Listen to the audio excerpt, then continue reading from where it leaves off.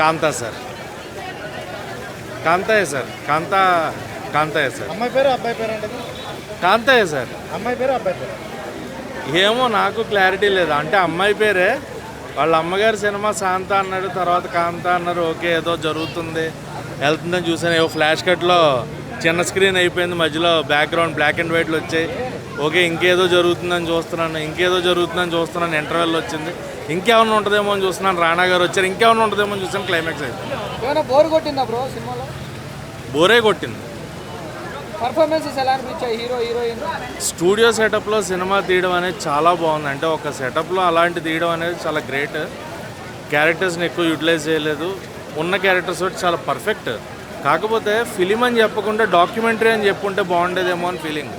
Documentary అని చెప్పేసి అంటే జనాలకి అది ఇచ్చేసి ఉంటే ఫీల్ వైపు ఇచ్చి ఉంటే బాగుండేది. అంటే మనం ఎలా ఎక్స్పెక్ట్ చేసామంటే రాణా గారు, దుల్కర్ గారిని, ఎందుకంటే ప్రీవియస్ మహానటి చూస్తున్నాం ఆయన్ని, అండ్ 2-3 రెట్రో సినిమాస్ ఆయన నుంచి ఎక్స్పెక్ట్ చూసాం. సో ఇది కూడా ఏదో ఉంటుంది అన్న థాట్లో ఉన్నాం. కానీ క్లియర్గా వాళ్ళు ఒక డాక్యుమెంటరీ అండి ఇది, మీరు సినిమాలకు ఎక్స్పెక్ట్ చేయొద్దు అని ఒక మాట చెప్పేసి ఉంటే దానికి రెడీ అయ్యి వచ్చేవాళ్ళం. బట్ 70mm స్క్రీన్ మీద 90mm రాడ్ దిగినట్టు అయిందన్నమాట.